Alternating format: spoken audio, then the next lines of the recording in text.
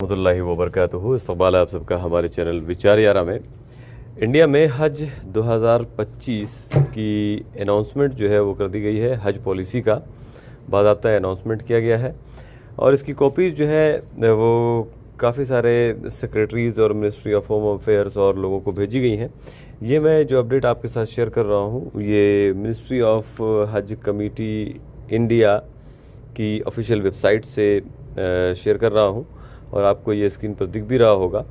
ठीक है जी, तो देखिए इसमें chief secretaries of all state को भेजी गई है। Ministry of home affairs new Delhi, ministry of civil aviation new Delhi, ministry of health and family welfare new Delhi, ministry of external affairs new Delhi, ministry of electronics and information technology new Delhi, department of financial services, ministry of finance new Delhi, consulate general of India Jeddah kingdom of Saudi Arabia, CEO Haj committee of India Mumbai, executive officer state UT Haj committee as per list.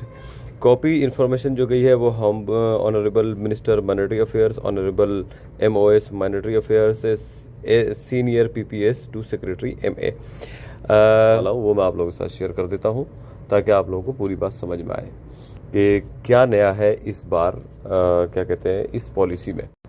तो इस बार हज committee की जो policy है हज policy उसमें क्या नया है वो मैं आप लोगों के साथ शेयर करने वाला हूं। हज पॉलिसी 2025 का ऐलान। हज पॉलिसी 2025 को कॉम्पिटेंट अथॉरिटी ने अप्रूव कर दिया है।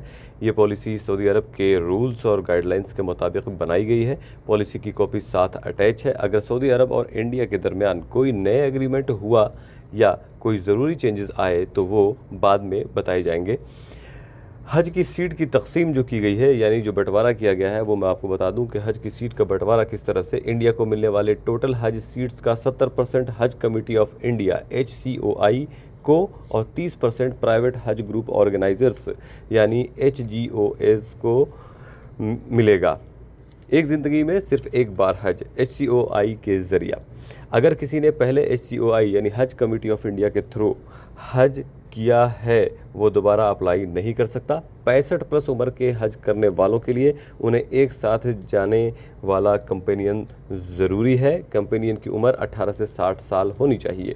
अगर कोई औरत 65 साल से ज़्यादा उम्र की है और उसका कोई महरम नहीं तो वो एक साथ जाने वाली औरत 45 से 60 साल जिसकी उम्र हो को कंपेनियन रख सकती है। ये लोग एक्स्ट्रा चार्जेस देकर रिपीटर्स जो पहले हज कर चुके हैं को भी यानी ऐसे लोग जो पहले हज कर चुके हैं उन्हें भी अपना कंपेनियन बना सकते हैं। हज सुविधा ऐप, जी हाँ, हाजियों के लिए ख़ासतौर से जो इंडिया से इस वक्त अप्लाई कर रहे हैं और हज पर आएंगे उनके लिए हज सुविधा ऐप जो है वो लॉन्च किया गया है। ये ऐप 2024 में लॉन्च हुई थी। इससे पिलग्रिम्स को training, flight details, emergency help, complaints और हज से रिलेटेड तमाम इन्फो मिलती है। ऐप को अच्छे से समझना ज़रूरी है। जी हाँ, इस पर एक पूरी वीडियो भी मैं शेयर करने वाला हूँ। जल्दी ही आप लोगों को मिल जाएगी शायद अगली वीडियो, इसलिए बने रहे वीडियो में हमारे चैनल पर ताकि आपको वो वीडियो मिल सके और आप तमाम अपने रिश्तेदार, दोस्त, अहबाब जो भी और लोग आ रहे हैं हज के लिए वो इस वीडियो को देखकर हज सुविधा ऐप को पूरी तरह से ऑपरेट करना सीख सकें, समझ सकें। जी हाँ, हज एप्लीकेशन फॉर्म जो है वो ऑनलाइन भरना है, मोबाइल से भी एक्सेस कर सकते हैं। ठीक है, हज के लिए योग्यता, एलिजिबिलिटी, अप्लाई कौन लोग नहीं कर सकते हैं? जो हज पहले HCOI यानी हज कमेटी ऑफ इंडिया से कर चुके हैं, ठीक है, और वो लोग हज कर सकते हैं जिनको परमिटेड दिया गया है, परमिशन दी गई है। झूठी इन्फो देने वालों का एप्लीकेशन कैंसिल हो जाएगा, पैसा भी कटेंगे। ठीक है, बीमारियों वाले जैसे दिल, लंग्स, किडनी की ख़तरनाक बीमारी, TB या प्रेगनेंसी का आखिर महीना, ऐसे लोग हज नहीं कर सकते। औरत जो शरिया महरम के बिना हो सिवाय क्लाउज 6 के मुताबिक। कोर्ट ऑर्डर में ट्रैवल बैन वाले लोग, ऐसे लोग भी हज पे नहीं जा सकते। लेडीज़ विदाउट महरम, LWM जिसे कहा जाता है, 45 साल से ज़्यादा उम्र की औरतें अगर कोई महरम नहीं है तो 4 या ज़्यादा औरतों का ग्रुप बनाकर हज कर सकती हैं। 65 साल उम्र की LWM यानी कि लेडीज़ विदाउट महरम, उन्हें एक फ़ीमेल कंपेनियन जिसकी उम्र 45 से 60 साल के बीच की हो ज़रूर रखना होगा।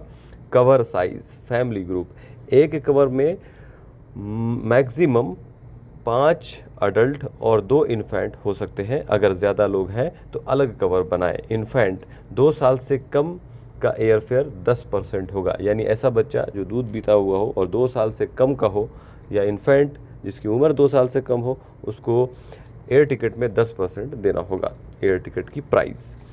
अब जी साहब, डिक्लेरेशन, रस्मी इकरार जिसे कहते हैं, 65 साल से ज़्यादा उम्र के लोगों के लिए उन्हें एक फॉर्म भरना होगा जिसमें वो कसम खा के लिखेंगे कि उनका कंपेनियन सही है।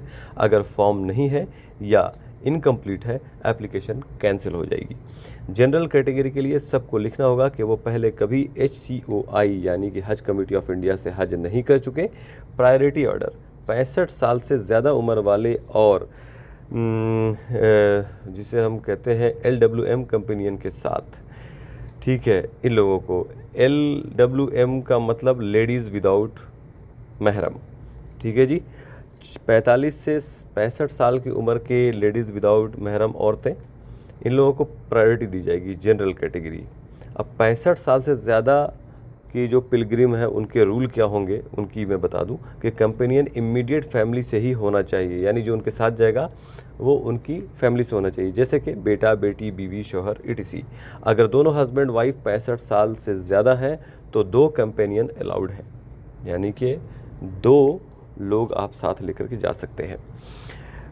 अब जो जी है वो बात यह है कि कोटा और कुर्रा, draw of lots, her state को सीट्स मुस्लिम पॉपुलेशन के हिसाब से मिलेगी। अगर एप्लीकेशन ज़्यादा है तो कुर्रा यानी कंप्यूटराइज्ड ड्रा होगा।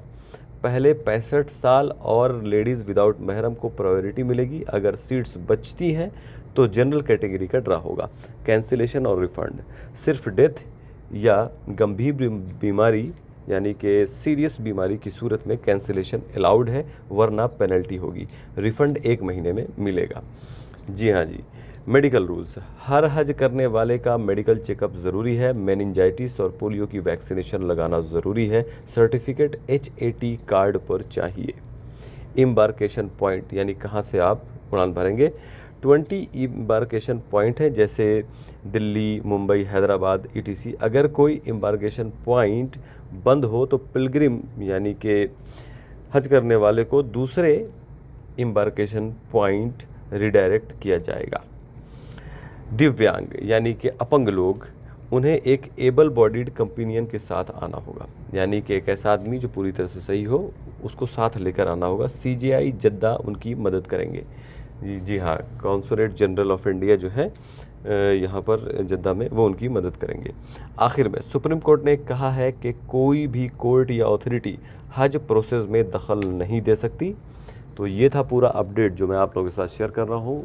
और हज मोबाइल ऐप का जो मैंने बोला कि वीडियो बनाऊंगा, तो वो मैं बनाने वाला हूँ, वो आप लोग आगे अगली वीडियो में देख सकेंगे। मिलता हूँ फिर एक लेटेस्ट अपडेट के साथ, तब तक के लिए अस्सलाम वालेकुम, दुआओं में याद रखें।